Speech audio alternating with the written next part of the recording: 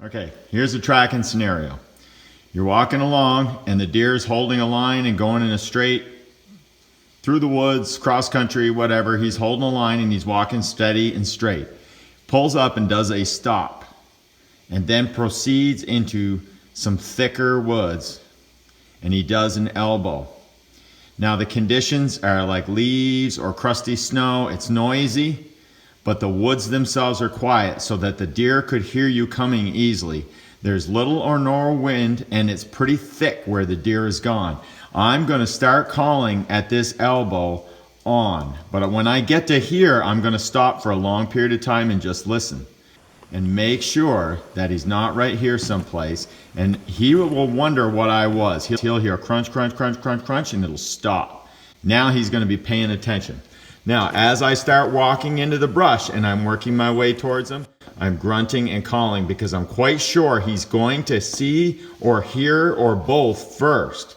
He's going to get me first. He's got the better eyes, the better ears, and he's going to know I'm coming. And now I'll start calling at this elbow and just continue grunting along softly and just walking steady. He went in here, did a little bit of feeding, and then laid down. This is a time when you start grunting and walking and calling while it's thick all the way, especially if he can hear you coming. If you're sure that you can't get within eyesight of him without him seeing you, I'll be calling all the way up through here. Remember, this is noisy conditions, quiet woods, little to no wind.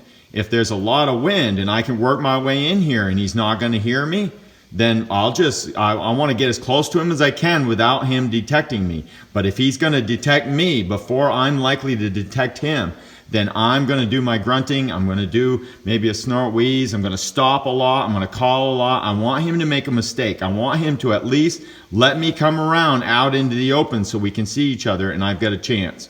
If I can't get within sight of him, I'm screwed. So I need to do something. He needs to make a mistake. And especially if he's in a spot where he's pretty good and I'm kind of screwed as I come through the stuff below him or whatever, I need everything I can to have him, at least if he jumps off because he's worried about me and goes a little ways and he kangaroos off and stops, he may wait for me to move and I may get to a spot where I can see and be able to do something about it.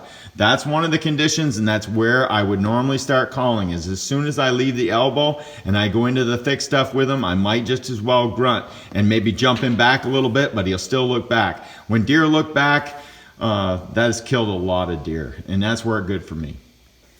I'm tracking a buck and he's going along nice and steady, does an elbow and turns and goes up the hill.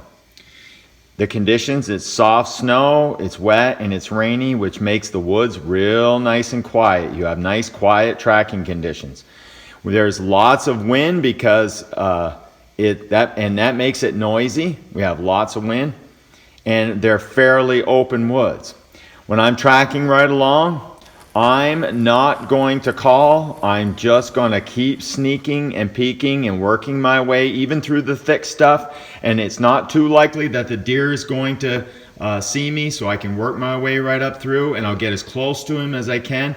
Once I jump him, once he gets up, once I see him, that's when I'll call and hope he stops and makes a mistake and looks back. And I won't do any calling till I run into the deer.